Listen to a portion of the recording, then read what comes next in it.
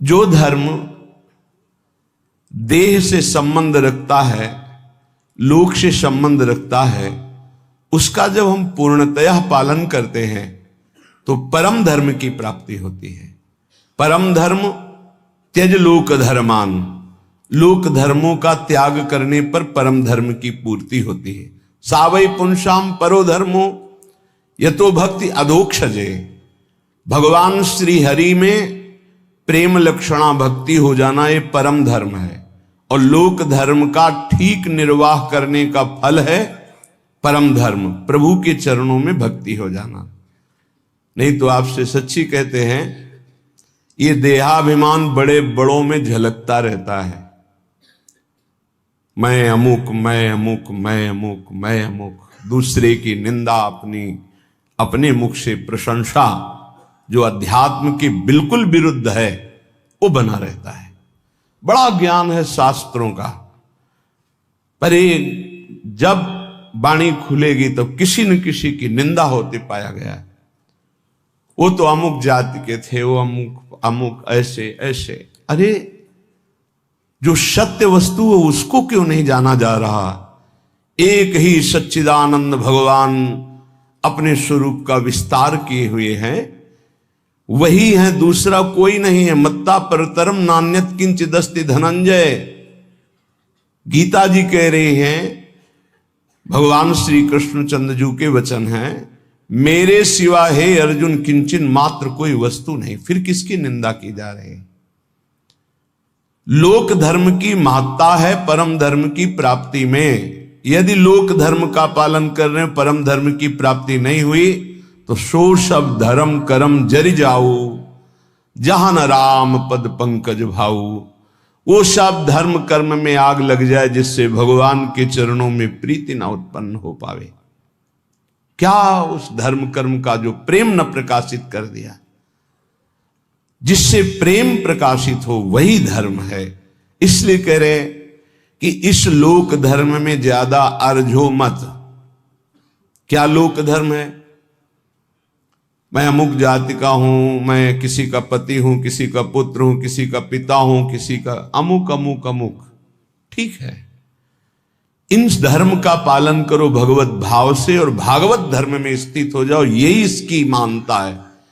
अगर केवल इतना ही करते रहे और प्रभु के चरणों में प्रीति नहीं, तो विश्वास कीजिए आपके हाथ में जो सत्य वस्तु प्राप्त करने के लिए मानव देह लगी थी, कुछ नहीं लगेगा। ये बहुत बार पति पुत्र परिवार, ये सब खेल लाखों करोड़ों बार हो चुके हैं। हाथ आज क्या लगा है आपके? फिर वही नई सृष्टि, नया पढ़ाई, नई नौकरी, नई बैंक बैलेंस, फिर मरो, फिर नया वही। कब तक चलता रहेगा? इसलिए न धर्मम, हम ऐसे धर्म को बराबर जीवन में पालन करें जिससे परम धर्म प्रकट हो। वो धर्म किस काम का जो परम धर्म से वंचित कर दे।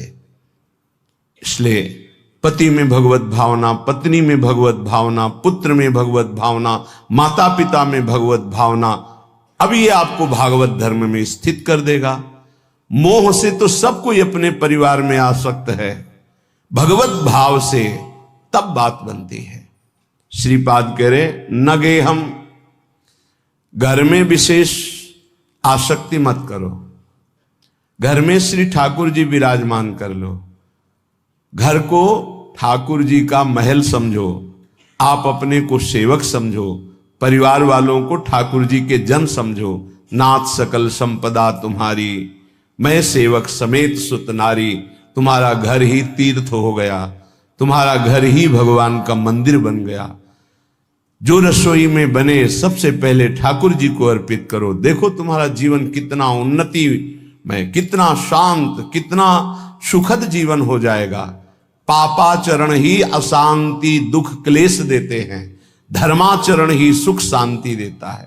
कभी कभी भ्रम हो जाता है, धर्माचरण करने वाले में बड़ी दुख विपत्ति देखी जाती है और पापाचरण करने वाले में बड़ी उन्नति देखी जाती है।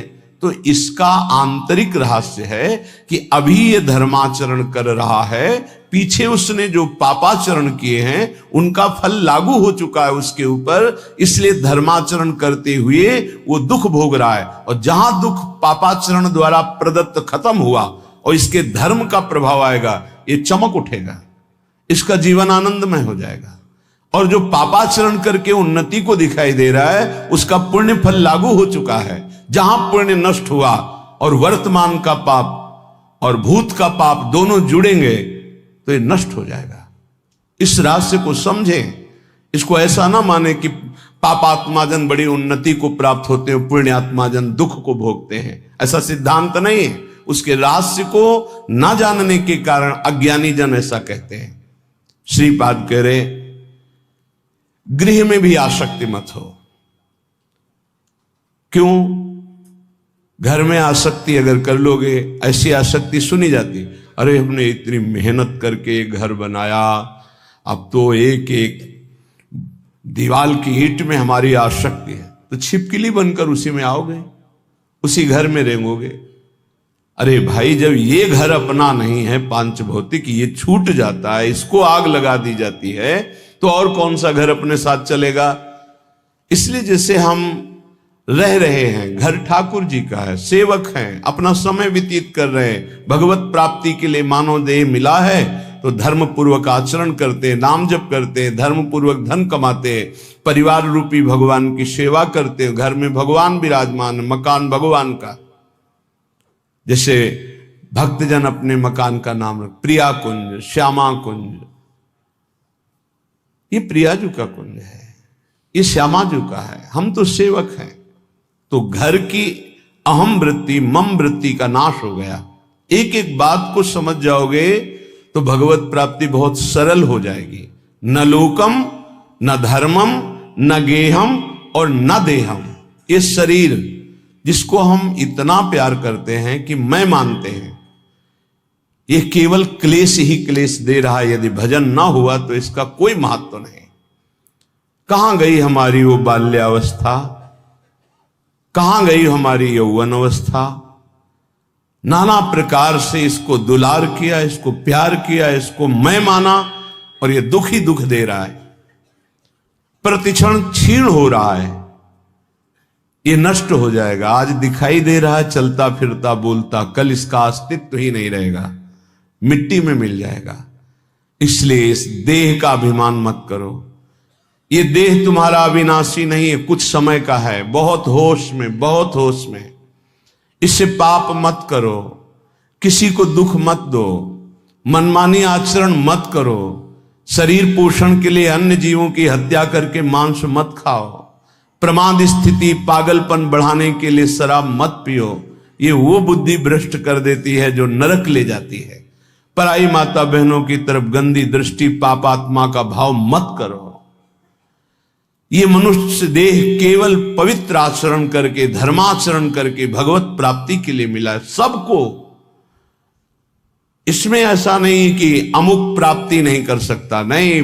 कोई भी हो, पुरुष हो, स्त्री हो, बालक हो, बूढ़ा हो, कोई भी वर्ण का हो, कहीं का भी हो, कैसा भी हो, सबको चांस है भगवत प्राप्ति का। मानव देह मात्र को अधिकार है भगवत प्राप्ति करने का, क्योंकि अन्य योनियों में विवेक नहीं होता, इसलिए वो उपदेश धारण नहीं कर सकते, वो भजन साधन नहीं कर सकते। हाँ, भगवत कृपा से यदि संयोग बन जाए तो अन्य योनियों में भी कल्याण हो जाता है।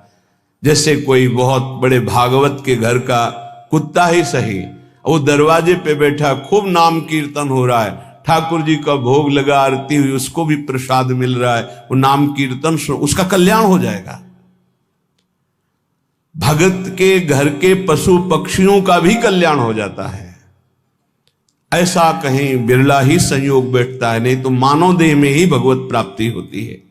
तो कह रहे हैं ये देह भगवत प्राप्ति के लिए इसका अभिमान करके गलत आचरणों में समय बर्बाद मत करो।